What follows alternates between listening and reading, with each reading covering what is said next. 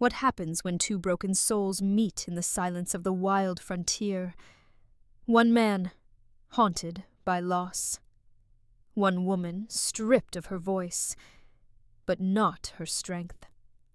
In a world where kindness is rare, their story begins with suspicion and slowly unfolds into something far deeper. Stay until the end, because this isn't just a story. It's a journey of healing. March 14th, 1878, Coldwater Creek, Texas. The wind did not howl in this part of the country. It scraped. It dragged red dust across the dry earth and threw it against the wooden siding of the farmhouse like handfuls of coarse salt. It was 4 in the morning. The sky was the color of a bruised iron skillet. Silas Thorne was already awake. He was always awake at this hour. For 4 years, his internal clock had been broken, shattered the same week the fever took his wife and his 3-year-old daughter. Since then, sleep was just a shallow puddle he stepped in and out of. He sat on the edge of the mattress. The floorboards were freezing. He pulled on his canvas trousers, stiff from sweat and dirt. He reached for his boots. Then he heard it. The frantic, uneven rattle of wagon wheels, wood groaning against iron axles, the heavy thud of hooves hitting the packed dirt road that led up to his property. Silas stopped. He held his breath.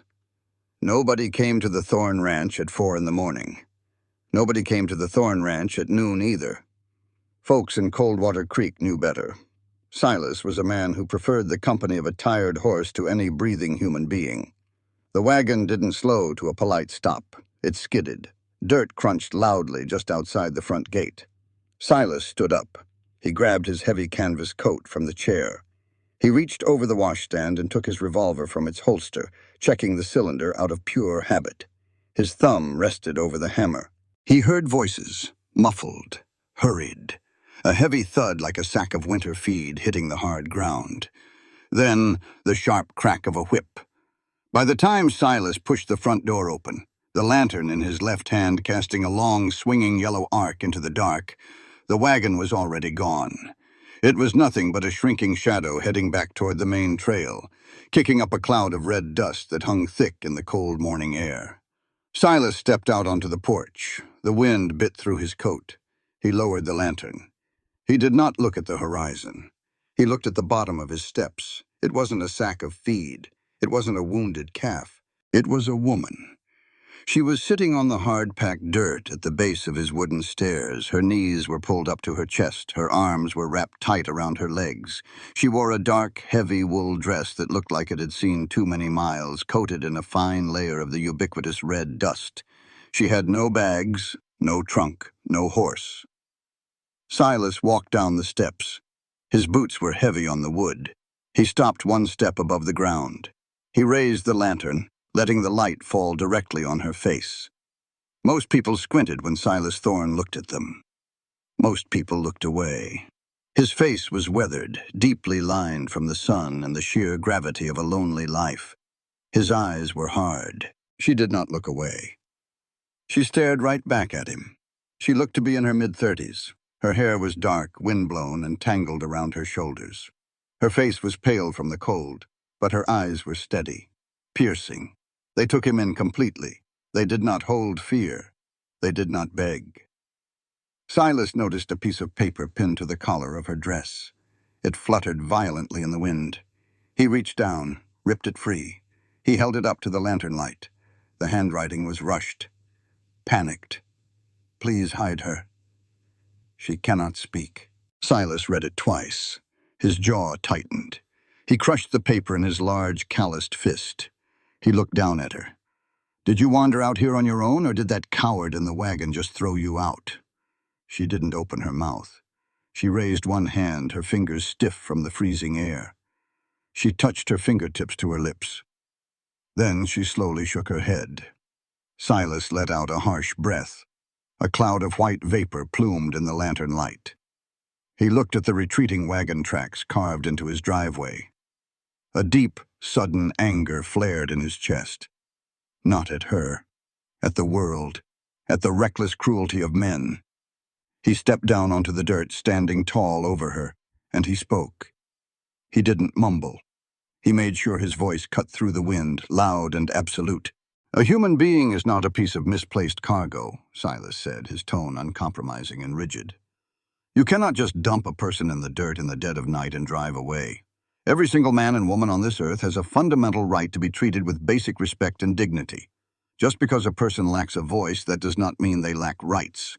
Nobody has the authority to treat another human being like unwanted property to be discarded when it gets inconvenient. It is a violation of human decency." She sat perfectly still. She absorbed his words. A subtle shift occurred in her eyes. It was a flicker of something close to surprise, quickly masked by the stoic wall she had clearly built around herself. Silas turned his back to her. He walked over to the woodpile stacked neatly against the side of the porch. He didn't harbor strays. He couldn't. His ranch was barely holding on. The bank was breathing down his neck. And more importantly, he did not have the space in his mind to worry about another living soul. 4 years of silence had turned his home into a fortress. He wasn't going to let anyone breach the walls. He picked up a smooth, flat piece of split pine. He reached into the deep pocket of his coat and dug out a thick nub of carpenter's pencil.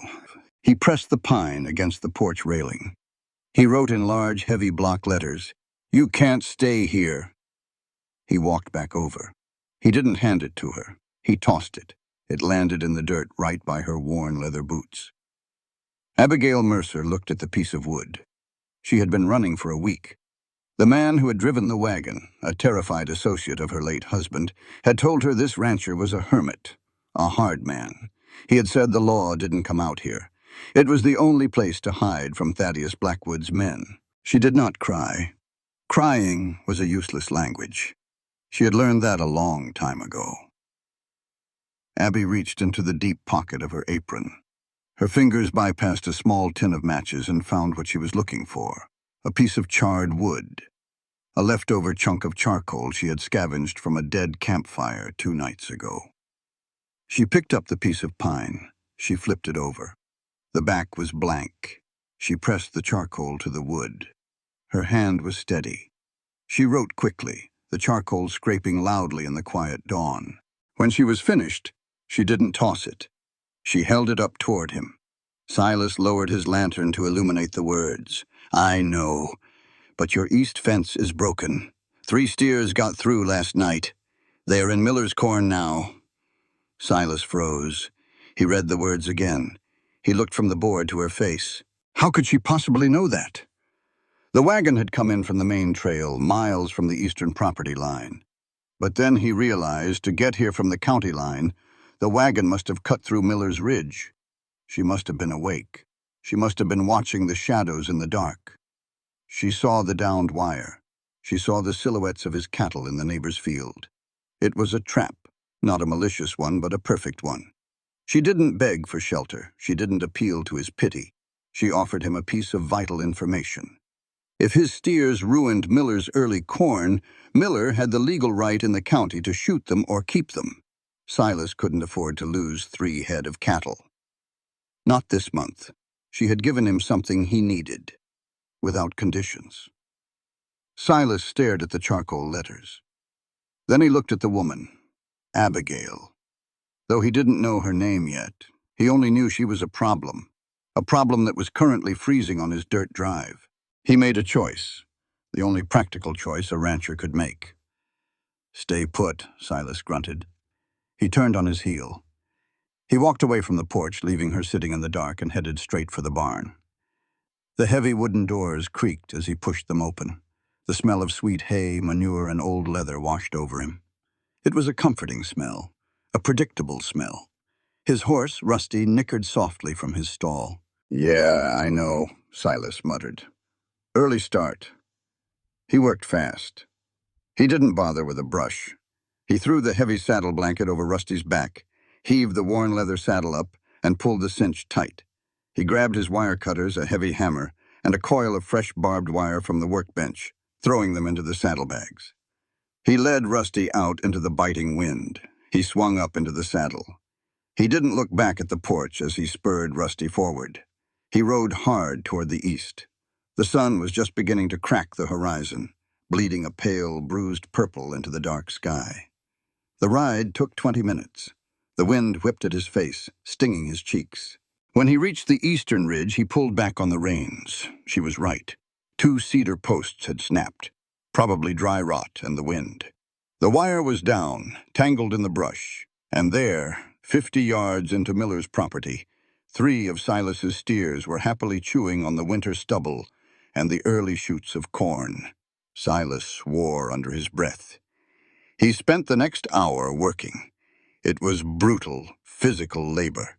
He had to ride into Miller's land, herd the stubborn steers back across the property line, and keep them contained while he worked. He dragged the heavy cedar posts. He pounded them deep into the unforgiving Texas dirt with the heavy hammer, his breath coming in ragged white clouds. He stretched the barbed wire, the metal teeth biting into his heavy leather gloves as he pulled it taut and hammered the staples home. By the time he finished, the sun was fully up. The sky was a pale, cold blue. His shoulders ached. His hands were numb. He mounted Rusty and began the slow ride back to the house. His mind was running. He had a woman on his property, a mute woman with no bags and no name. The law would want to know. The town busybodies would want to know. It was a complication he did not want. He had spent 4 years building a quiet, empty life. He liked the quiet. But as he rode closer to the farmhouse, he thought about the piece of wood. I know. She understood the reality of her situation. She wasn't deluded. Silas rode into the yard. He dismounted by the barn. He tied Rusty to the hitching post. He turned and looked at the house. She was still there. She hadn't moved to the rocking chair. She hadn't tried the door handle. She was sitting in the exact same spot on the hard dirt, her back resting against the bottom wooden step. The morning light revealed the exhaustion in her posture. She was shivering now, a deep, uncontrollable tremor that rattled her shoulders. Her lips had taken on a dangerous pale blue tint. Silas walked over. He stood at the bottom of the steps. He looked down at her. He didn't speak right away. He just watched the way she held herself together, refusing to break. "You ate yet?" Silas asked. His voice was quieter now. The anger from earlier had burned off, replaced by a weary resignation. Abby looked up at him. She shook her head, slowly. Silas stared at her for another long second. "Come on, then," he said. "I'll deal with you after." He stepped past her. He walked up the wooden stairs, his boots thudding heavily. He pushed the front door open. He didn't hold it for her, but he didn't close it behind him either. He left it wide open to the cold wind. Abby placed a hand on the wooden step. She pushed herself up. Her legs were stiff, nearly giving out underneath her. She braced herself against the railing. She took a breath, smoothed the front of her dusty skirt, and walked up the steps. She crossed the threshold. The inside of the house was Spartan. It was the home of a man who only used it to sleep and eat. There were no rugs, no curtains on the windows, just bare wood, a heavy iron stove, a sturdy table, and 2 chairs. It smelled of old coffee and wood smoke. Silas was already at the stove. He struck a match. The sudden flare of sulfur filled the room. He lit the kindling inside the iron belly of the stove. He didn't look at her. "Close the door," he said. Abby closed it.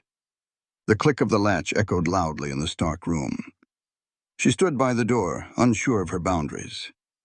Silas grabbed a heavy cast-iron pot. He pumped water from the indoor sink handle. He set it on the stove. He took a tin of oats from a shelf. He pointed a calloused finger at one of the wooden chairs at the table. Abby walked over. She sat down. She kept her hands folded in her lap. Silas moved around the kitchen with practiced, mechanical efficiency. He didn't make unnecessary noise. He sliced 2 thick pieces of salted pork from a slab in the pantry. He threw them into a skillet. The fat began to sizzle and pop, filling the room with a rich, heavy smell. The water boiled. He stirred in the oats. 10 minutes later, Silas walked over to the table. He set a chipped ceramic bowl in front of her, thick, steaming oats topped with a slice of fried salt pork. He set a metal spoon beside the bowl. He walked back, grabbed his own bowl, and sat down in the chair opposite her. He didn't say grace. He didn't tell her to eat. He simply picked up his spoon and began. Abby looked at the food. The heat rising from the bowl warmed her frozen face. She picked up the spoon. She took a bite. They ate. There was no sound in the kitchen except the scraping of metal spoons against ceramic bowls and the crackle of the wood burning in the iron stove. It was absolute silence. But as Silas Thorne looked across his kitchen table at the stranger sitting in his house, he realized something unsettling. For 4 years, the silence in this room had been a void, an empty, suffocating absence of life. But this morning, as the mute woman ate her food with quiet dignity, the silence felt different. It wasn't empty anymore. It had weight. The sun broke over the Texas horizon. It didn't rise so much as it spilled, a slow, bleeding red that turned the dust in the air to copper.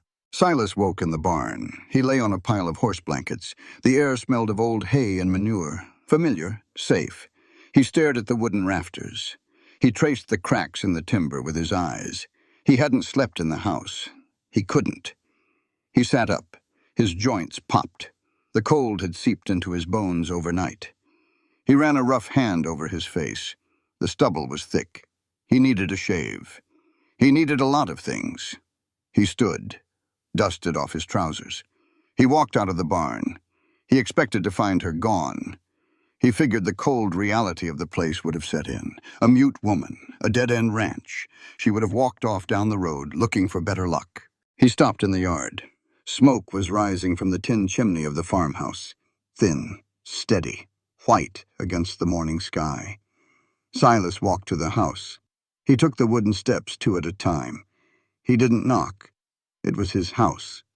He pushed the door open. Heat hit his face, the good thick heat of a well-stoked iron stove. Abigail was at the counter. She had her back to him. She wore the same dark wool dress, but she had beaten the dust out of it. She had tied an old flour sack around her waist like an apron. Her dark hair was braided, pulled tight, out of the way. She was slicing a loaf of bread, the bread he had baked 3 days ago. It was hard, stale, but she was cutting it thin, laying the pieces on a flat iron pan to toast. A tin pot sat on the stove. Coffee. Real coffee, not the chicory substitute he usually settled for when he was feeling cheap.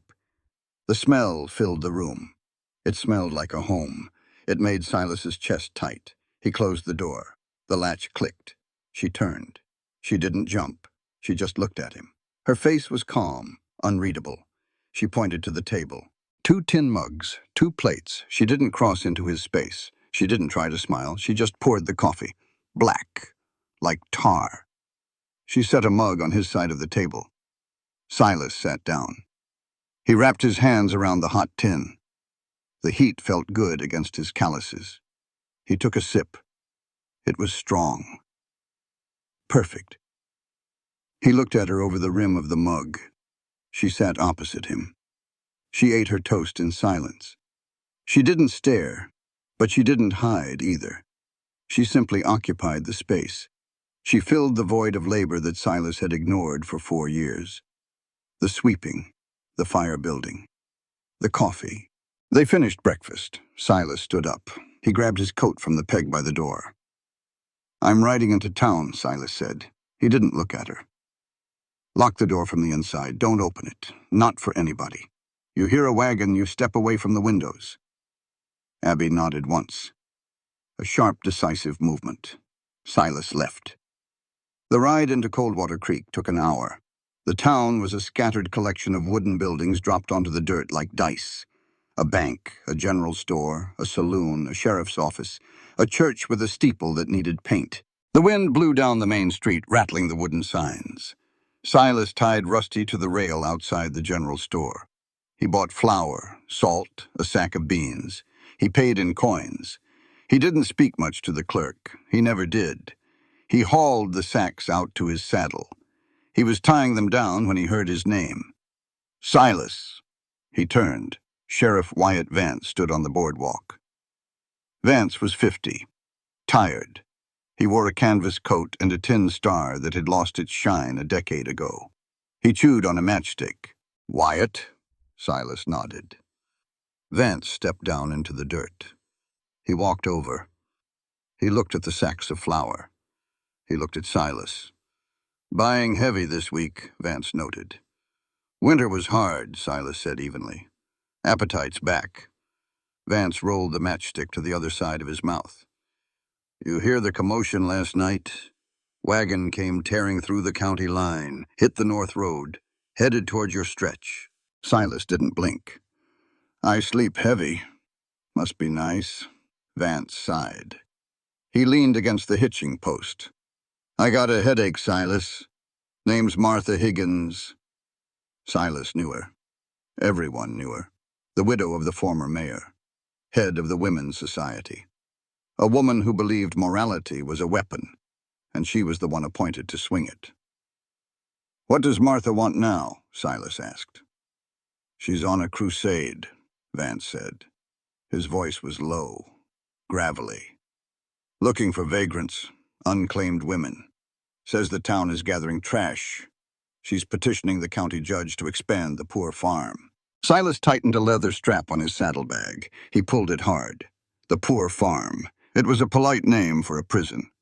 They took women who had no husbands, no fathers, no money. Women who had fallen through the cracks. They locked them in a compound 10 miles south. Made them wash laundry, pick cotton, scrub floors. Unpaid labor for the county, wrapped up in the guise of Christian charity.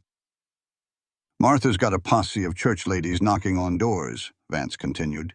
"Checking barns, sheds, looking for women with no papers, no legal standing. If they find one, they drag her in." Vance stopped. He looked Silas dead in the eye. "You ain't seen anyone out by your place, have you?" The wind kicked up dust between them. "I told you," Silas said, his voice flat. "I sleep heavy. I don't see anything. I don't harbor anything." Vance held his gaze. Then he nodded slowly. "Good. Keep it that way. The county farm ain't a place for a human being, but the law is the law. A woman without a man to vouch for her, she's county property, far as Martha is concerned." Silas felt the anger flare again, hot and bright in his gut. "I'll keep to my own, Wyatt," Silas said. He mounted Rusty. He tipped his hat. He rode out of Coldwater Creek. The ride back felt longer. The sacks of flour felt heavier. He thought about the woman, Abigail, sitting in his kitchen. No voice, no papers. If Martha Higgins found her, they would throw her in the back of a wagon. They would take her to the farm. They would break her back over a washboard until she died of fever or exhaustion, and she wouldn't even be able to scream for help. Silas spurred the horse. He rode faster. When he reached the ranch, the door was locked, just as he told her. He knocked twice, heavy knocks. The deadbolt slid back. The door opened. Abby stood there. She had a broom in her hand. The floor behind her was swept spotless. The stove was clean. Silas walked past her. He dropped the sacks on the table.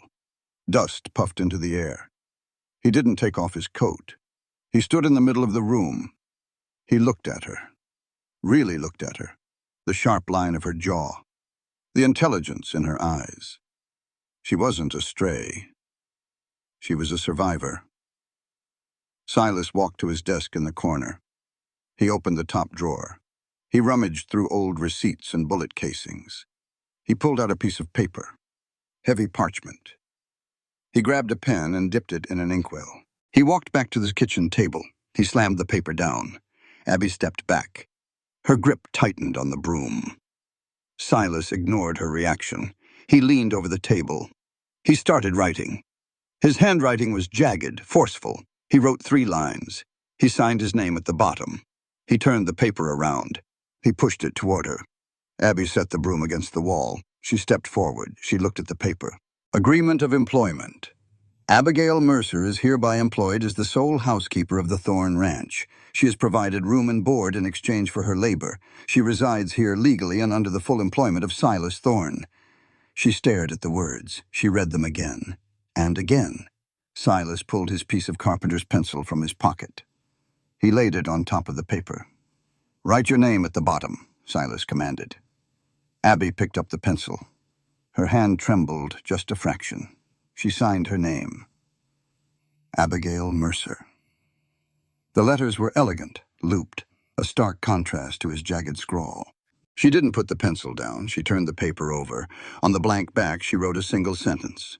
She pushed it back to him. "Why are you doing this for a stranger?" Silas looked at the words. He looked at her. He didn't soften his posture. He stood tall, his shoulders broad, blocking the light from the window. When he spoke, his voice was not gentle. It was thunderous. It was a statement of absolute, undeniable fact. "Listen to me," Silas said, pointing a calloused finger at the paper. "Sheriff Vance told me what's happening in town. They are hunting women who don't have men to speak for them. They want to throw them into the poor farm. They treat them like stray dogs. But I am telling you right now, a woman without a husband or a father to vouch for her is not an animal for the county law to cage at will." He stepped closer. His eyes burned with an intense, fierce morality. "You are a human being," Silas stated, his voice ringing off the bare wooden walls. "And a human being has the right to breathe free air, whether you have a voice or not. The law does not grant you your dignity. God grants it. And no self-righteous town council has the right to strip a person of their freedom just because they are vulnerable. It is a violation of human equality. And I will not allow it to happen on my land. Do you understand me?" Abby stared at him. The broom slipped from the wall and hit the floor with a clatter. She didn't flinch. Her chest rose and fell rapidly. The wall she had built around herself, the stoic, unbreakable wall, cracked. Just a hairline fracture. But it was there. She looked at this harsh, scarred man. A man who had lost everything. A man who barely spoke to his neighbors. Yet here he was, standing in his kitchen, declaring her humanity with more conviction than any preacher she had ever met. Abby didn't write anything back. She simply reached out. She took the piece of paper. She folded it precisely in half. She placed it in the deep pocket of her apron, resting her hand over it. She looked up at Silas. She nodded. A slow, deliberate nod. A vow. Silas let out a breath. The tension in his shoulders dropped a fraction. "Good," he muttered. He turned. He walked to the door. He opened it and stepped out onto the porch. The wind was still blowing. The dust was still flying. But as Silas Thorne looked out over his dry, unforgiving acres, the ranch didn't feel entirely empty anymore. It was day 4. The rhythm of the house had shifted. It was no longer the erratic pacing of a solitary, grieving man. It was a synchronized march. Silas woke at dawn. Abby was already in the kitchen. She had the coffee hot, the biscuits baked. They ate in silence. Silas went to the fields. Abby stayed at the house. She washed, she cleaned. She waged war against the red Texas dust, and she was winning. But the silence was heavy, not bad, just heavy. It was a house full of unasked questions. Silas came in for lunch. He washed his hands at the pump outside. He dried them on a towel. He walked into the kitchen. He didn't go to the table. He went to his desk. He opened the bottom drawer, the drawer he rarely touched. He pulled out an old cattle tally book. It was bound in thick, scarred brown leather. The pages inside were thick, rough cotton paper. Most of them were blank. He found a real graphite pencil, not a chunk of charcoal, not a carpenter's stub, a real pencil. He walked to the kitchen table. Abby was setting down a bowl of stew. Silas placed the leather-bound book beside her bowl. He laid the pencil on top of it. He didn't explain. He didn't need to. Abby looked at the book. She touched the leather cover. She looked at Silas. Silas sat down. He picked up his spoon. "Eat," he said. That was the bridge. That small, leather-bound book became their voices. It became the most important object in the house. 3 days later, the sky turned green. It happened fast. It was mid-afternoon. The air grew perfectly still, dead still. The kind of still that makes the hair on the back of your neck stand up. The birds stopped singing. The crickets went quiet. Silas was out by the barn repairing a harness. He looked up. The clouds were rolling in from the north. They weren't black. They were a sick, bruised, violent green. "Hail," Silas breathed. He dropped the harness. He ran. In Texas, hail in the spring didn't just ruin a crop. It leveled it. It beat the earth until it bled. Silas had half an acre of early potatoes and squash planted behind the house. If they died, winter would be a starving time. He sprinted toward the garden. Abby was already there. She had seen the sky. She hadn't waited for orders. She had run to the shed and dragged out the heavy canvas tarp Silas used to cover the wagons. The wind hit, a sudden, violent blast that knocked Silas sideways. Abby was struggling. The canvas was heavy, acting like a sail in the gale-force wind. It snapped violently, pulling her off her feet. She fell to her knees in the dirt, refusing to let go of the rope. Silas reached her. He grabbed the other end of the tarp. He didn't yell over the wind. She wouldn't have heard him anyway. He caught her eye. He jerked his head toward the far stakes. She understood instantly. They moved together. A desperate, wordless dance. Silas pulled the heavy canvas over the fragile green shoots. Abby scrambled to the opposite side, driving the wooden stakes into the dirt with a heavy rock. The first stone hit. It was the size of a marble. It struck the wheelbarrow with a sharp ping. Then the sky opened up. It wasn't rain. It was ice. Hard, jagged chunks of ice. They fell like buckshot. Silas was struck in the shoulder. It felt like a punch. He gritted his teeth. He pulled the last corner of the tarp down. He looked at Abby. She was 10 feet away. She was kneeling on the edge of the canvas, using her own body weight to keep the wind from ripping it free while she tried to tie off the rope. The hail was pelting her back, her shoulders.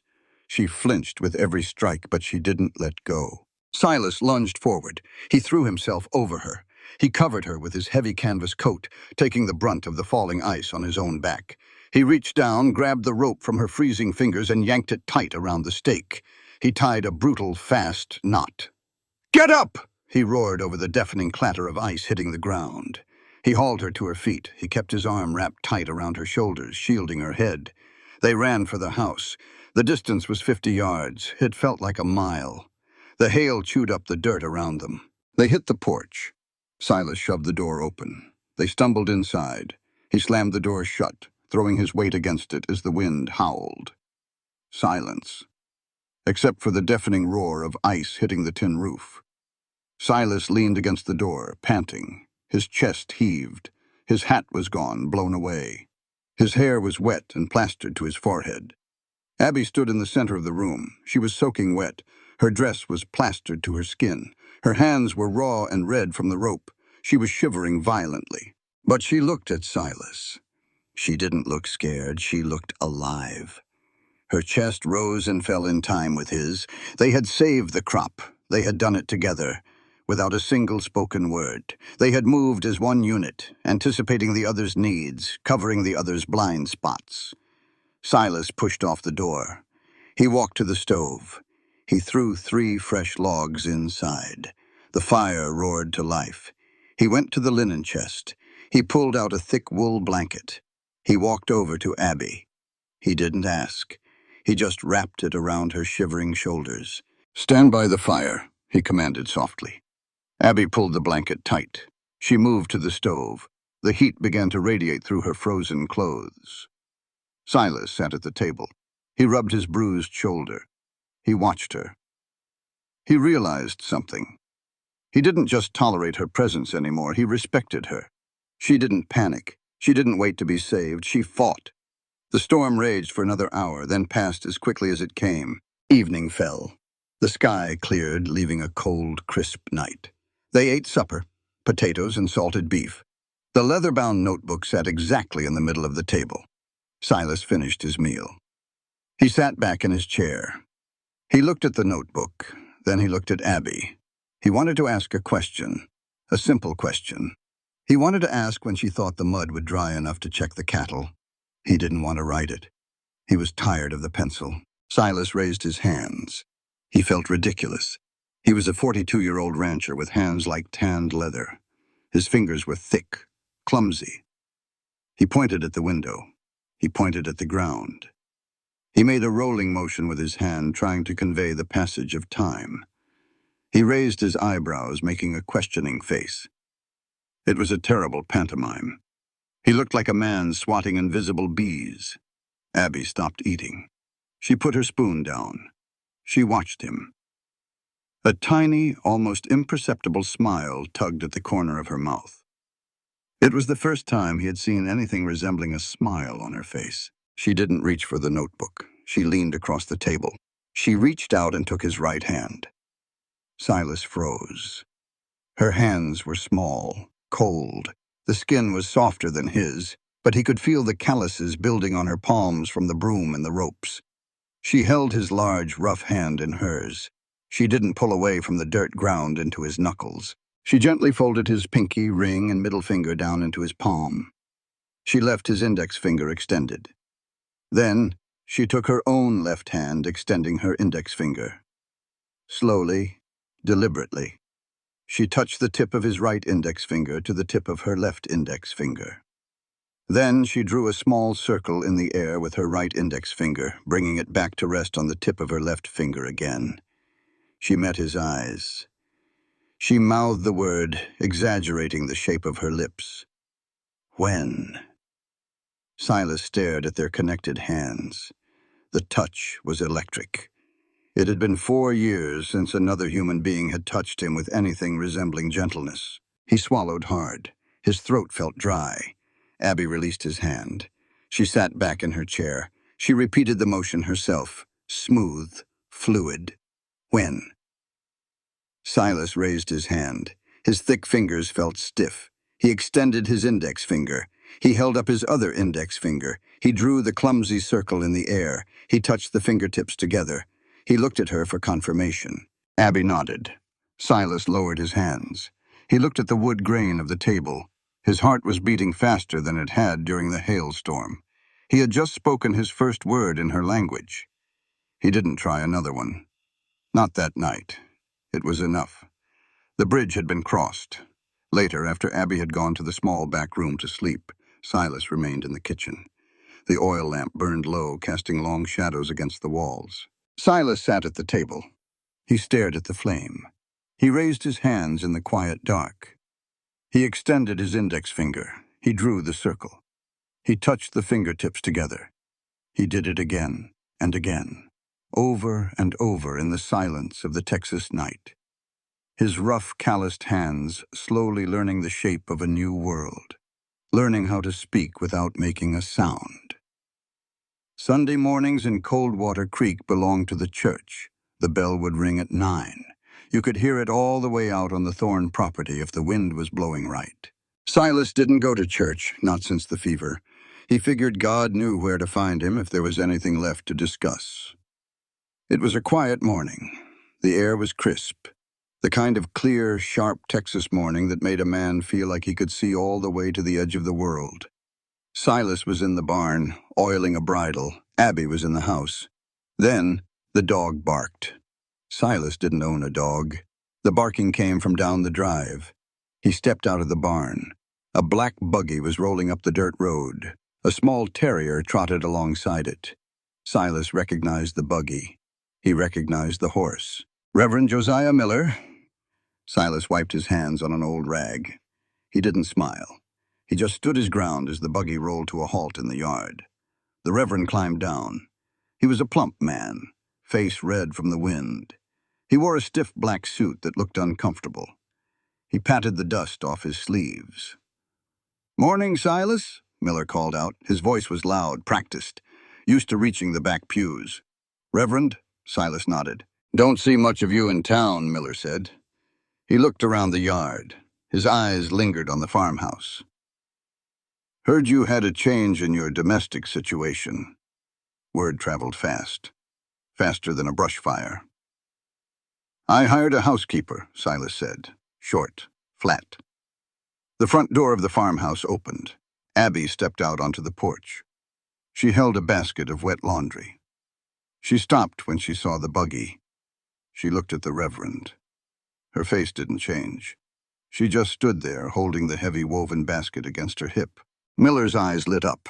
a strange mix of pity and morbid curiosity. He stepped toward the porch. "Well, now," Miller said. He raised his voice. He spoke slowly, the way a man speaks to a startled horse or a slow child. "Hello there, child. I am Reverend Miller, the shepherd of this flock." Abby looked at him. She didn't blink. Miller turned back to Silas. He didn't lower his voice. "Martha Higgins told me the story. A terrible tragedy. Left out in the dirt. Is she right in the head, Silas? Does she understand simple commands?" Silas felt his jaw lock. The muscles jumped in his cheek. "She understands plenty." Miller sighed. A heavy, dramatic sound. He looked at Abby again. "It is a heavy cross you bear, child. A mind trapped in silence. The Lord tests the weakest among us. We must pray for your afflicted soul." Abby didn't look away, but her hands tightened on the rim of the laundry basket. Her knuckles went white. She turned on her heel. She walked back into the house. The door didn't slam, but it shut with a firm, final click. "See there?" Miller shook his head, frightened, like a stray animal. "You've taken on a heavy burden, Silas. A woman with a broken mind is no fit company for a man." Silas took a step forward. His hands balled into fists. He was about to tell the Reverend exactly off which piece of his property he could ride. But the door opened again. Abby stepped back out. She didn't have the laundry basket. She had the leather-bound notebook and the pencil. She walked down the wooden steps. She marched straight up to Reverend Miller. She didn't stop until she was 2 feet away from him. Miller took a step back. He looked startled. "Now, child." Abby held up a hand, a sharp, commanding gesture. "Stop." She opened the notebook. She pressed the pencil to the paper. She wrote. She didn't write fast. She wrote hard. The graphite dug into the heavy paper. When she finished, she didn't hand the notebook to Silas. She thrust it directly into Reverend Miller's chest. Miller fumbled with it. He adjusted his spectacles. He looked down at the page. Abby tapped the page. Once. Hard. Then she pointed at his mouth. "Read it." Miller swallowed. He looked at Silas. Silas just crossed his arms. "You heard her, Reverend. Read it. Out loud." Miller cleared his throat. It sounded dry. He looked back at the book, and he read. "Reverend," Miller read, his voice losing its booming preacher tone. "I am mute. I am not deaf, nor am I out of my mind. My silence does not mean my head is empty. Equality begins when you speak directly to me, not about me while I am standing right here." Miller stopped. He stared at the words. Abby tapped the page again. There was more. Miller swallowed hard. He continued reading. "A person's worth is not measured by the sound of their voice. True respect means recognizing the dignity in every human being, regardless of their afflictions. You diminish the Lord's work when you treat a grown woman like a senseless animal." Silence fell over the yard. The wind whistled through the barn rafters. Reverend Miller's face was no longer red from the wind. It was flushed with deep, profound embarrassment. He closed the notebook. He didn't hand it back. He held it like it was hot iron. He looked at Abby, really looked at her. He didn't see a stray anymore. He saw a woman. Miller stammered. "I apologize, Mrs. Mercer. I was ignorant, and I was wrong." Abby held out her hand. Miller gave her the notebook. She turned and walked back to the house. She didn't look back. Miller looked at Silas. "She has a forceful spirit." "She has a right to it," Silas said. "You have a good Sunday, Reverend." Miller climbed back into his buggy. He didn't look back as he drove away. That evening, the tension in the house was gone. It had been replaced by something else, a quiet, steady hum of respect. Supper was finished. The dishes were washed. The fire popped in the iron stove. The kerosene lamp threw warm, yellow light across the room. Silas was sitting in the worn armchair in the corner. He had a book in his lap. A small, cloth-bound book. The edges were frayed. The spine was cracked. He opened it carefully. He didn't read it often, only when the house felt too big. He stared at the page. Emily Dickinson. He felt eyes on him. He looked up. Abby was sitting at the table. She was mending a tear in one of his canvas work shirts. But she wasn't looking at the needle. She was looking at him. She put the shirt down. She picked up the leather notebook. She wrote a line. She slid it across the table. Silas stood up. He walked over. He read the words. He read it out loud, please. Silas looked at her. He looked down at the small book in his hand. I don't read well out loud, he said. His voice was rough. I stumble. Abby shook her head. She wrote again. I can't hear the words, but I like watching people read poetry. Their faces change. They look honest. Read for me. Silas felt a hard lump in his throat. He hadn't read these poems out loud since his wife died. They were her poems. It felt like trespassing to speak them into the air again. But Abby was looking at him. Her eyes were steady, asking for a piece of the silence to be broken. Silas sat down opposite her. He placed the open book on the table. He laid his large, rough hands flat on the wood. He cleared his throat. He looked at the page. He started to read. Hope is the thing with feathers that perches in the soul and sings the tune without the words and never stops at all. His voice was rusty. It cracked on the edges. He read slowly, pausing between the lines. He didn't look up. He kept his eyes glued to the ink. He read 3 poems. The room felt different. The words hung in the air, softening the hard edges of the wooden walls. He stopped. He closed the book. He traced the frayed edge of the cover with his thumb. They were her favorites, Silas said. The words slipped out before he could catch them. Abby didn't write anything. She just waited. Silas kept his eyes on his hands. My wife, Sarah, she brought this book with her from Ohio. Read it every night, even when she was sick, even when the fever was burning her up. He took a slow, ragged breath. We lost our girl first, little Anna, 3 years old. The fever took her on a Tuesday. Sarah went on the Thursday. Buried them together. Seemed wrong to separate them in the dark. He stopped talking. The silence rushed back in. But it wasn't a cold silence. It was heavy with grief. Real, unvarnished grief. Abby didn't offer a platitude. She didn't write that she was sorry. She knew words couldn't touch a wound that deep. She simply reached across the table. She placed her small, calloused hand over his thick, scarred knuckles. She squeezed, once, firmly. Silas looked up. He met her eyes. In that moment, Silas realized something profound. The silence he had been living in for 4 years wasn't peace. It was a prison. And this woman, who possessed not a single word of her own, was the one holding the key. The bank in Coldwater Creek was the only brick building in town. It sat on the main corner, solid and unyielding, just like the man who owned it. Thaddeus Blackwood didn't wear canvas or denim. He wore worsted wool. He smoked thin cigars shipped from New Orleans. He had a smile that didn't quite reach his eyes, and a mind that calculated everything in ledgers and percentages. Blackwood owned half the town, and he was 6 weeks away from owning the Thorn Ranch. Silas didn't go to town that Tuesday. He was up on the North Ridge, pulling a calf out of a mud bog.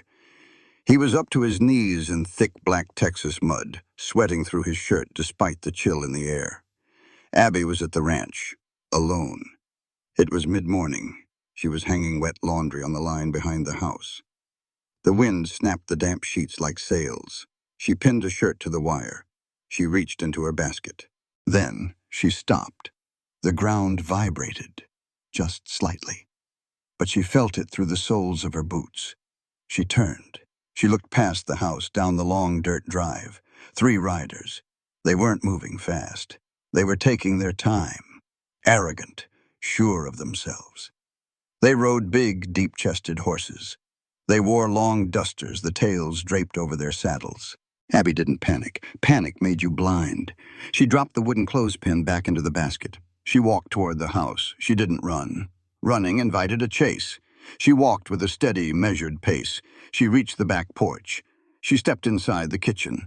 She didn't lock the door. A lock wouldn't stop three grown men. She walked to the corner of the room. Beside the heavy oak desk, Silas's Winchester rifle leaned against the wall, a Model 1873, the gun that won the West. It was well oiled. The wood of the stock was smooth from use. Abby picked it up. It was heavy, comfortingly heavy. She checked the action. Smooth. She checked the magazine tube. Fully loaded. She didn't go to the window. She stood in the center of the kitchen, in the shadows, waiting.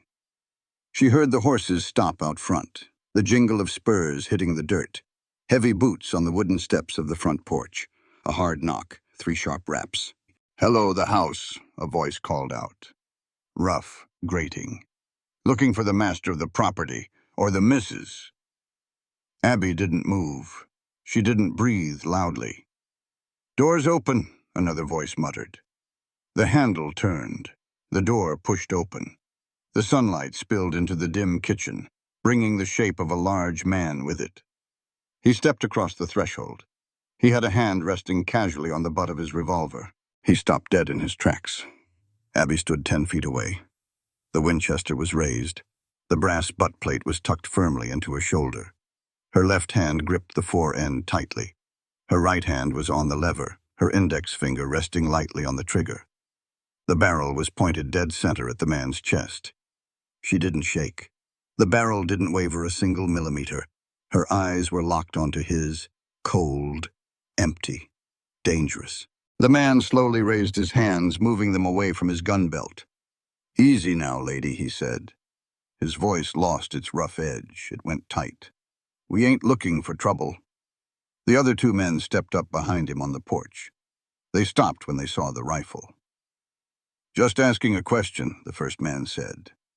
He licked his lips. "We work for Mr. Blackwood in town. We're looking for a woman. Passed through this way a week ago. Dark hair, about your height. You seen anyone fit that description?" Abby didn't nod. She didn't shake her head. She just stood there, the human embodiment of a drawn line. She knew exactly who they were looking for, and she knew exactly what they would do if they confirmed she was the one. She pulled the hammer back with her thumb. Click. The sound was deafening in the quiet room. It was the universal language of violence. No translation needed. The man took a slow step backward. He crossed the threshold, back onto the porch. "All right," he said, holding his palms out. "We're going. You got a twitchy finger, lady. We'll leave you be." He turned. He grabbed the other 2 men by the arms, shoving them toward the steps. They practically scrambled down the stairs. They mounted their horses fast. They didn't look back as they spurred their mounts down the drive, kicking up a furious cloud of dust. Abby watched them through the open door until they disappeared over the ridge. Only then did she lower the rifle. Her shoulders dropped. A long, shuddering breath escaped her lips. Her knees felt weak. She walked over to the desk. She leaned the Winchester exactly where she had found it. She went to the sink. She pumped cold water over her trembling hands. Silas rode back into the yard 2 hours later. He was covered in mud, exhausted. He walked into the house. He threw his hat on the table. He stopped. He looked at the corner. The Winchester. It was leaning against the wall, but it was turned. The lever was facing outward.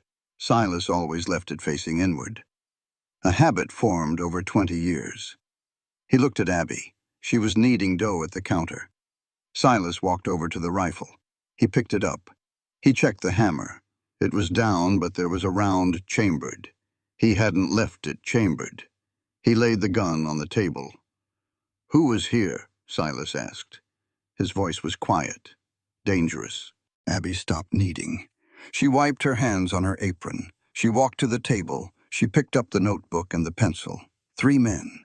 They asked for a woman with dark hair. They said they worked for Mr. Blackwood. Silas read the words. His blood ran cold. Blackwood, the banker. Why was the bank sending hired guns looking for a stray woman? He looked at Abby.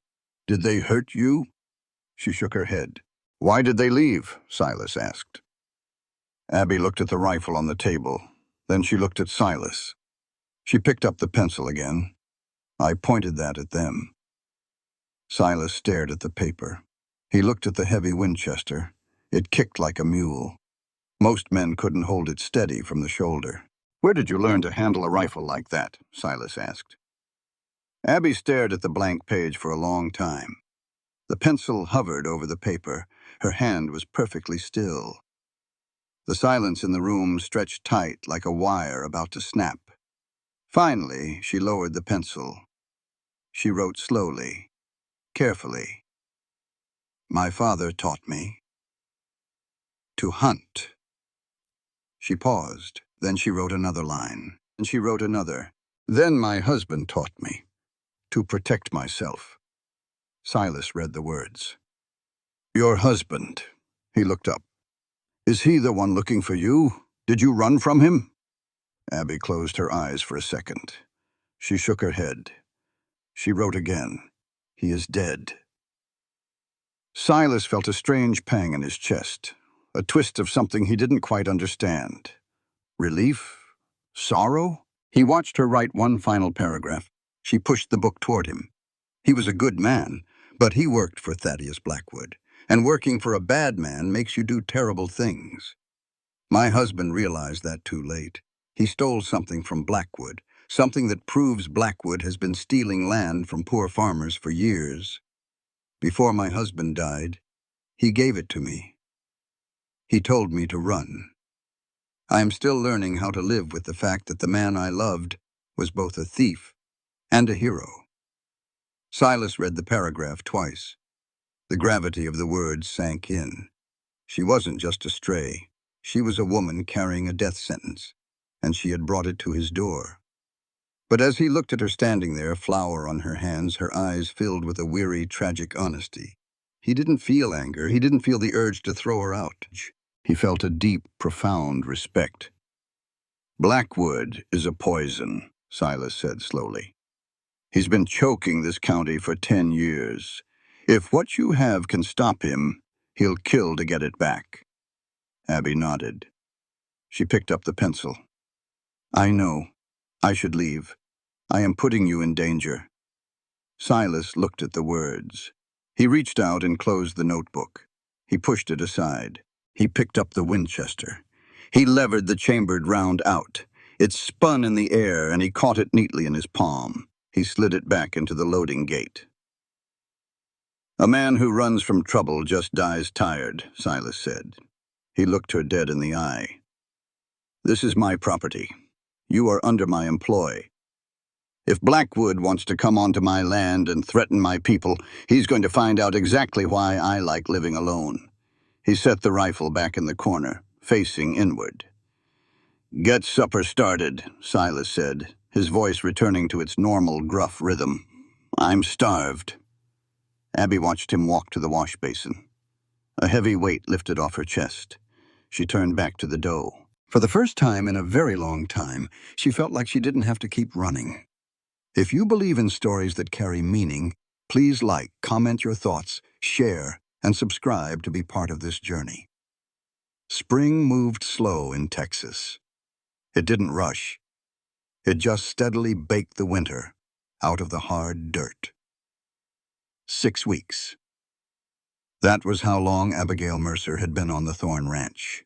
The days were built on sweat, fence lines, cattle, planting. But the evenings were different. The evenings belonged to the quiet. And in that quiet, they built something else. Silas knew 40 signs, 40 words he could shape with his heavy, calloused hands. He practiced them, constantly, while riding Rusty, while chopping wood. He would drop the axe, hold up his hands, and form the word for water, or horse, or wait. He was clumsy. His knuckles were thick from years of breaking horses and swinging hammers. But he didn't quit. It was a Tuesday evening. Supper was done, the plates were washed. They sat at the kitchen table. The kerosene lamp burned between them. It cast long, dancing shadows on the bare wooden walls. The leather notebook sat off to the side, closed. Abby was teaching him. She held up her right hand. She opened her palm. She touched her thumb to her chin, her fingers spread wide. Then she pulled her hand across her face, closing her fingers together until they met at the tips. Silas watched her. He mirrored the motion. He put his thumb to his chin. He dragged his hand across his rough, stubbled jaw. He closed his fingers. Abby shook her head. A tiny, patient smile touched her lips. She reached across the table. She took his wrist. Her touch was light, but it sent a heavy jolt straight up his arm. She guided his hand. She adjusted his thumb. She moved his fingers so they didn't look like a bear swiping at a honeycomb. She made him repeat it. Slowly. Open palm, across the face. Close the fingers. Beautiful. She let go of his wrist. She sat back. She nodded. Silas kept his hand in the air. He held the sign. He didn't look at his hand. He looked at her. He looked at the dark strands of hair falling across her forehead, the sharp, intelligent focus in her eyes, the quiet dignity she wore like armor. He held the sign. Beautiful. He didn't say it out loud. He didn't have to. The air in the room grew suddenly thick, heavy. Abby looked down. She smoothed an invisible wrinkle on her apron. She was a woman who could stare down the barrel of a Winchester without blinking, but she couldn't hold his gaze right then. Silas lowered his hand. He rested it on the table. He cleared his throat. The sound was loud in the quiet kitchen. People in town, Silas said, his voice a low, steady rumble. They talk all day, from sunup to sundown. They fill the air with noise, gossip, complaints, lies. They think just because their mouths are moving, they're communicating. Abby looked up. She listened. But they ain't, Silas continued. He leaned forward. He spoke the truth into the room, making sure the words landed heavy and clear. Talking is easy. Understanding takes work. True communication isn't just making sounds. It is the active, deliberate choice to step into somebody else's world. It's taking the time to learn their language, whether it's spoken or not. A man doesn't show respect by demanding you hear him. He shows respect by figuring out how to listen to you. Abby stared at him. Her eyes shone in the lamplight. She didn't reach for the notebook. She just raised her hands. She formed a sign, a simple one, her hand flat, moving away from her chin. Thank you. Silas nodded. He didn't push. He didn't ask for more. He just let the truth sit between them, warming the room better than the iron stove ever could. The next afternoon, the Texas sun was brutal. Silas was out behind the house. He was digging a new irrigation trench for the garden. The dirt was baked hard. Every strike of the pickaxe sent a shockwave up his arms.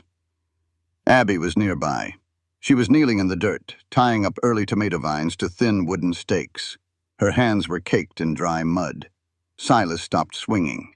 He leaned on the handle of the pickaxe. He wiped the sweat from his forehead with the back of his canvas sleeve. He watched her work. He watched the gentle way she handled the fragile green vines. His chest tightened. The old, familiar ache flared up, the ache he usually drowned in whiskey or broke over an anvil. He dropped the pickaxe. It hit the dirt with a dull thud. He walked over to her. He knelt in the dirt right beside the tomato plants. Abby stopped tying the twine. She looked at him. She saw the change in his eyes, the sudden raw vulnerability. Silas didn't speak. He raised his hands. He had been practicing these two signs. He hadn't asked her for them. He had figured them out from an old book he found in the bottom of a trunk. He held up his right hand. He formed a C shape with his hand, touched it to his forehead, and brought it down to cradle his left arm. Like holding a baby. Daughter. His hands shook. The calluses on his palms scraped together. Abby stopped breathing. She lowered the twine. Silas swallowed hard. He raised his hands again. He touched his chin, then brought his hands down, clasping them together. Wife. He performed the signs again. Daughter, wife. He looked at the dirt. His voice was cracked, broken. Anna and Sarah. He didn't elaborate. He didn't need to describe the fever, or the graves, or the 4 years of suffocating silence that followed. He simply laid the names of his ghosts at her feet. using the language that belonged to her. Abby didn't write a word. She didn't offer a pitying look. She shifted her weight. She moved closer. Her skirt dragged in the dry dirt. She reached out. She took his large, shaking hands in hers. Her hands were small, but her grip was iron. She held on to him. She anchored him to the ground. She looked into his eyes, and she nodded. "I know," the nod said. "I see them. I see you." They knelt in the dirt of the garden, surrounded by the green shoots of a new spring. A man who had lost his voice to grief, and a woman who had lost hers to terror. They held on to each other.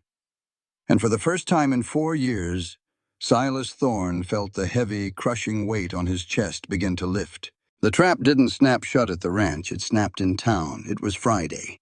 Silas needed baling wire. He rode Rusty into Coldwater Creek. The heat was already shimmering off the flat roofs of the buildings. He tied the horse outside the hardware store. He stepped onto the boardwalk. "Mr. Thorne." The voice was smooth, oiled. It sounded like expensive whiskey pouring into a glass. Silas turned.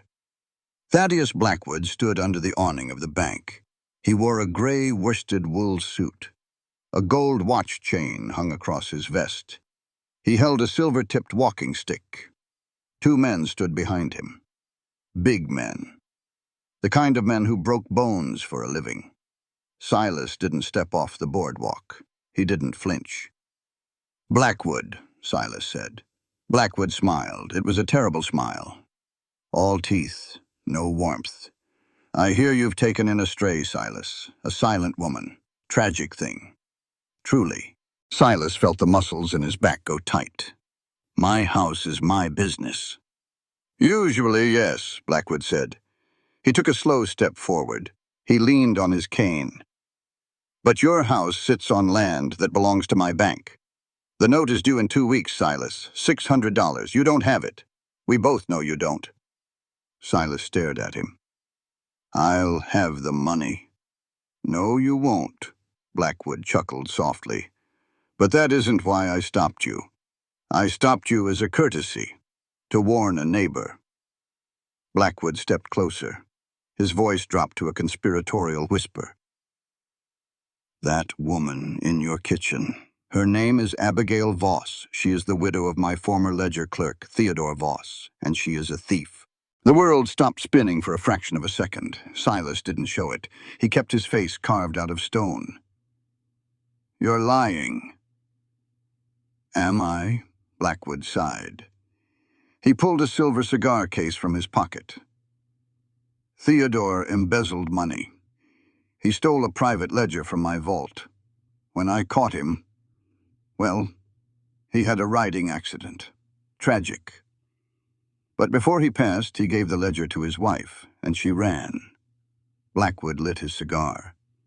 The smoke smelled sweet and cloying. "She is using you, Silas," Blackwood said softly. "She needed a place to hide where the law wouldn't look. A lonely, desperate widower with a farm off the main road.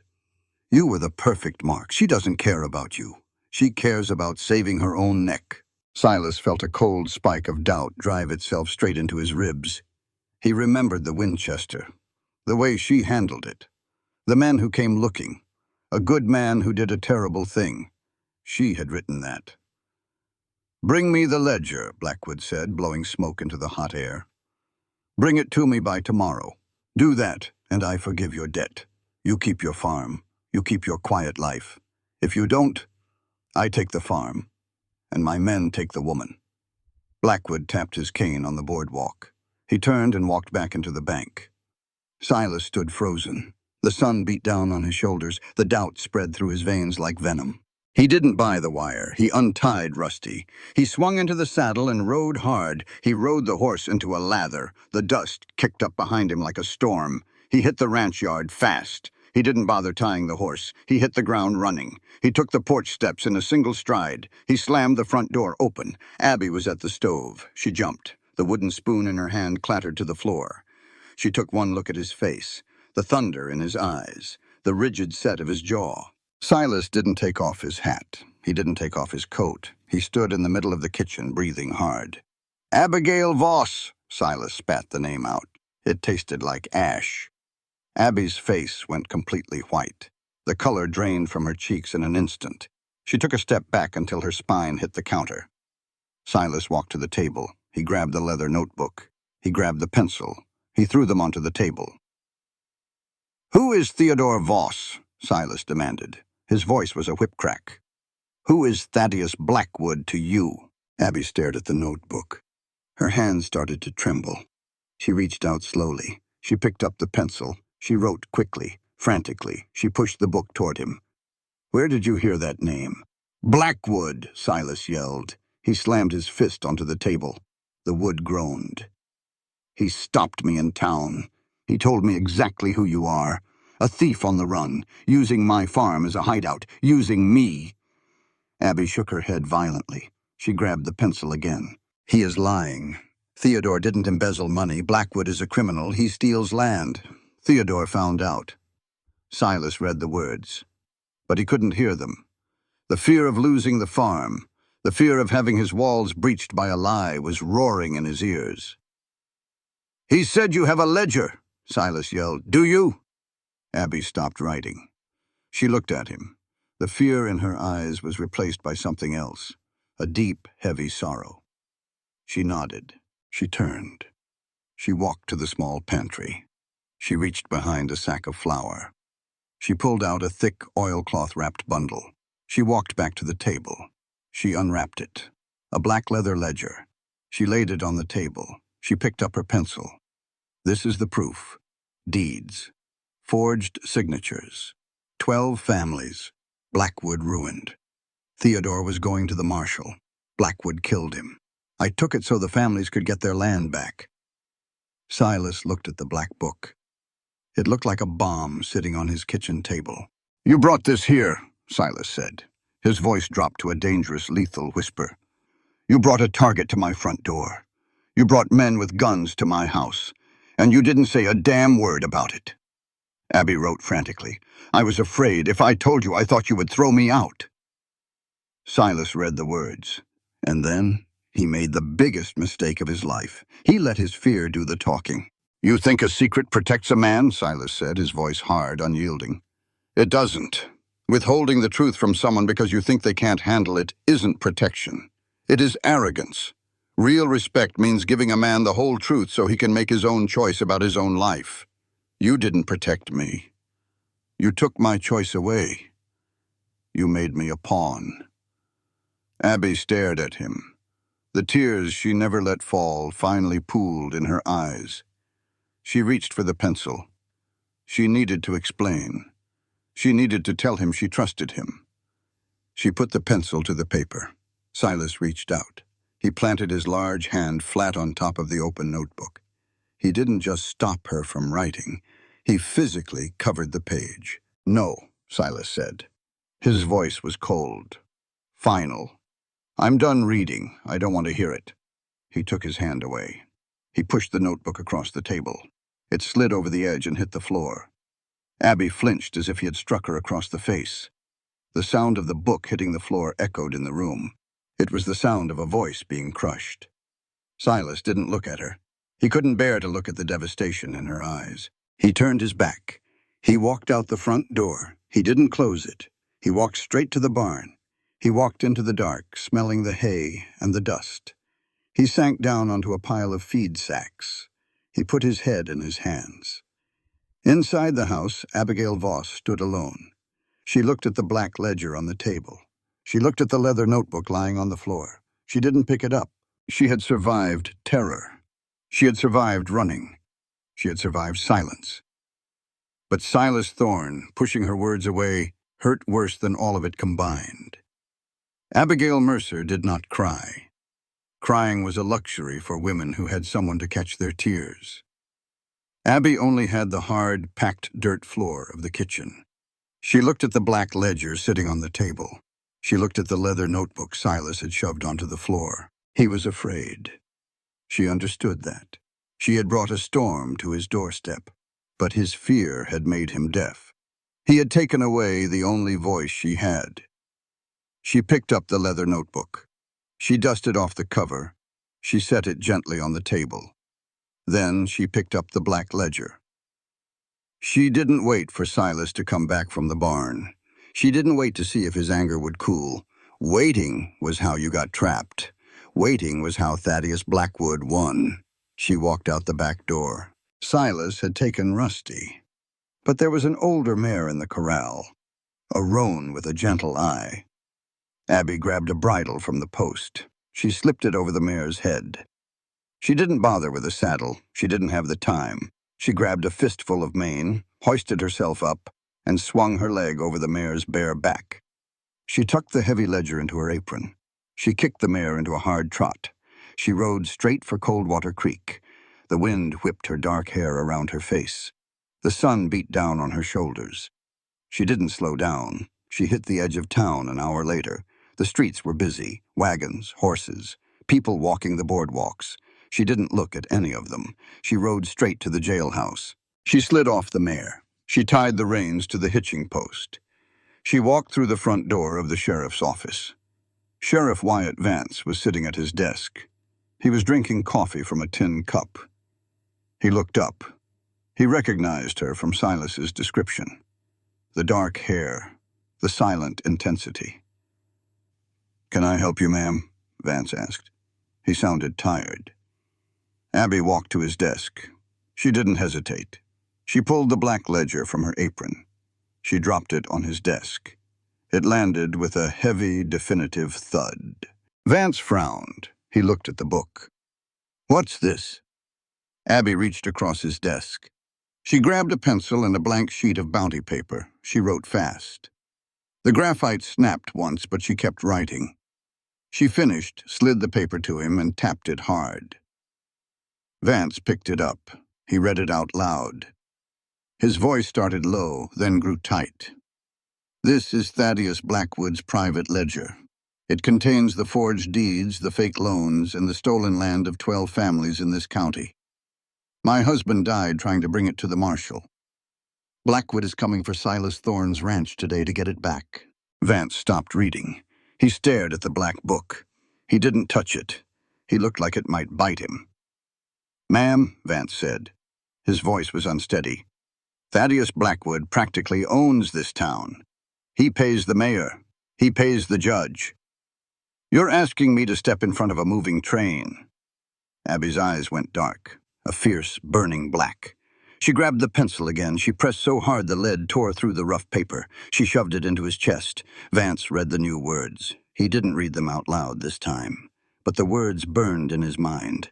"I am not asking you to be brave for me. I am asking you to be brave for the 12 families whose land is in those files. Justice is not a commodity to be sold to the highest bidder. The law is supposed to be a shield for the weak, not a sword for the rich. Do not let that tin badge on your chest become a useless piece of decoration. You stand up for the vulnerable, or you take the badge off." Vance read it twice.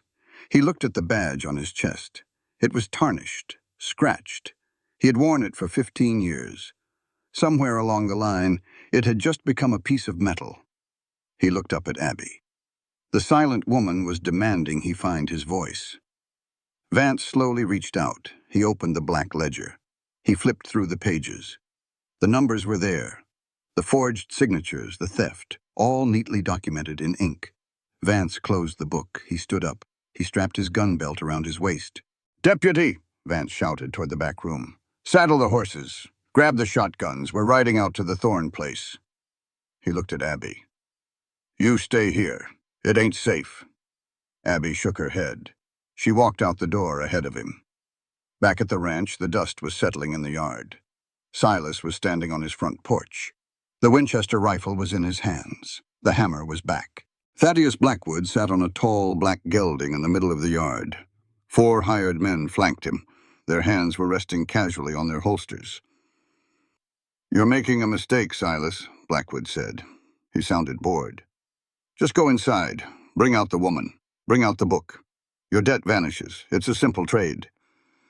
"She isn't property, Blackwood," Silas said. His voice was a low, dangerous rumble. "You can't trade her, and you sure as hell can't take her off my land." "I am the bank, Silas. I can take the land right out from under you." "Try it," Silas said. The Winchester didn't waver. Blackwood sighed. He nodded to his men. "Burn the barn. Smoke them out." The men spurred their horses. "Hold it right there, Thaddeus!"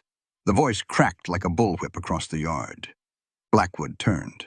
Sheriff Vance rode into the yard. 2 deputies rode beside him. They had shotguns leveled at Blackwood's men. And riding right behind Vance was Abigail, on the bareback roan. Silas lowered the rifle. He stared at her. She was supposed to be hiding. She was supposed to be terrified, but she sat tall on that horse looking down at Blackwood with absolute defiance. "Wyatt," Blackwood said smoothly, "what is the meaning of this? I'm just foreclosing on a delinquent property." "No, you ain't," Vance said.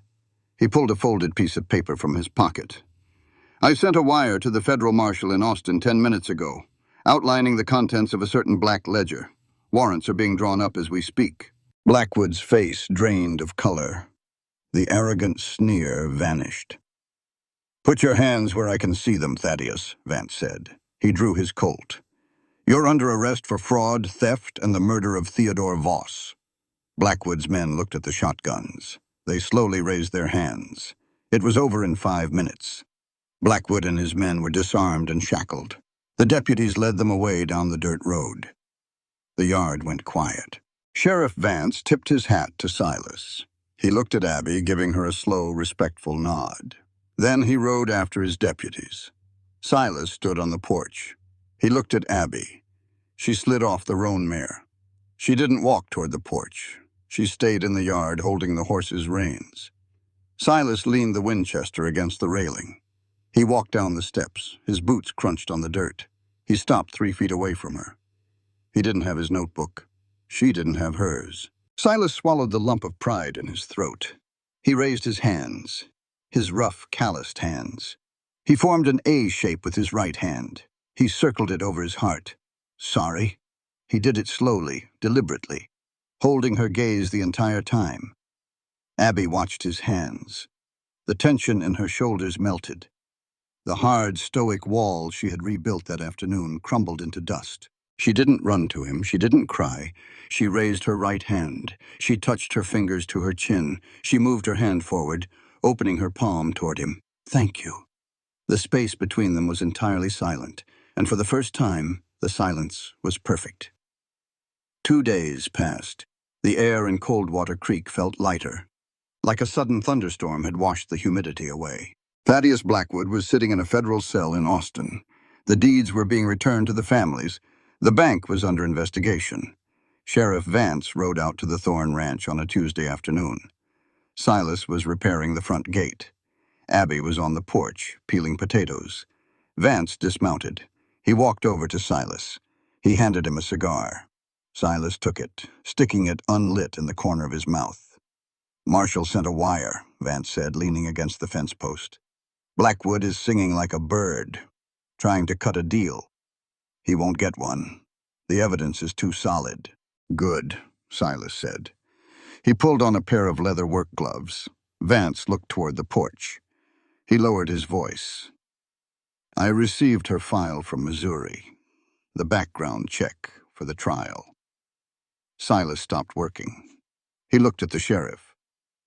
"Her maiden name is Voss, sure, but she was born Abigail Mercer," Vance said. He took his hat off, wiping his brow.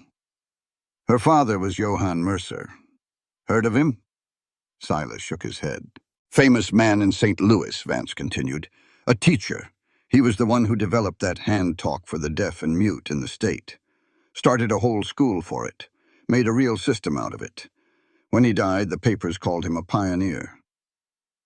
Silas stood perfectly still. The wind blew a stray piece of tumbleweed against his boot. "Her husband, Theodore," Vance said quietly.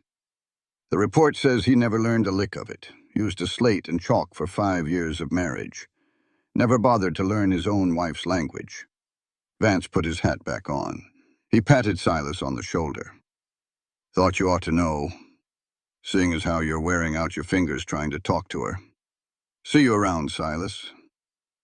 Vance mounted his horse and rode off. Silas stood by the gate. He looked at his hands, thick, clumsy, scarred. He looked up at the porch. Abby was watching him. She wasn't just teaching him a convenient way to ask for coffee. She had been handing him her father's legacy. She had been trusting him with something sacred, something the man she married hadn't even cared enough to try and understand. Silas walked to the porch. He didn't pick up his tools. He walked past her, into the house. He went straight to the kitchen table. He grabbed the leather notebook and the pencil. He walked back out. He sat on the top step of the porch. He patted the wood next to him. Abby set the bowl of potatoes aside. She came over. She sat down beside him. Their shoulders were almost touching. The sun was beginning to set. The Texas sky exploded into violent shades of orange, pink, and deep, bruised purple. Silas opened the notebook. He put the pencil to the paper. He didn't write fast. He wrote carefully, making sure every word carried its weight. He finished. He handed the open book to her. Abby looked down. I was wrong to push this book away the other day. I was terrified. But a man's worth isn't measured by how loud he yells when he's angry. It is measured by how well he can listen to the silence. Refusing to hear you because I was afraid of the trouble it brought was the act of a coward. True strength is having the courage to listen even when the truth is terrifying. You gave me the whole truth, and I shut the door on it. I am deeply sorry. Abby read the words. She traced the jagged shape of his handwriting with her fingertip. She took the pencil from his hand. She wrote below his paragraph. You were scared. I understand fear better than anyone. You don't have to be perfect. You just have to stay. Silas read her response. He looked out at the horizon. The first stars were pricking through the darkening sky. He closed the notebook. He set it on the porch boards between them. He turned his body toward her. He raised his hands in the twilight. He formed the signs. Clumsy but deliberate. He didn't rush. He made sure she saw every movement. He pointed to himself. I. He brought his hands to his chest, crossing them. Love. He pointed at her. You. He paused. He breathed in the cool evening air. Then he formed one more sign. A sign he had spent hours figuring out. He placed his right hand flat over his left hand, pressing down firmly, anchoring it. Stay. Abby stared at his hands, the hands that had built fences, broken horses, buried a family.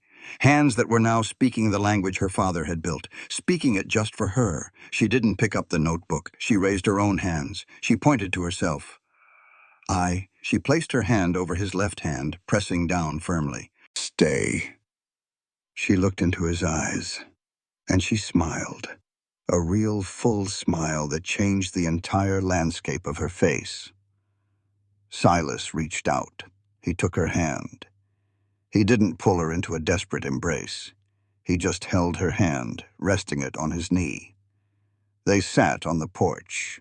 The Texas sky turned black, spilling a million stars over the dry earth. They didn't say a single word. And for the first time in their lives, neither of them felt lonely.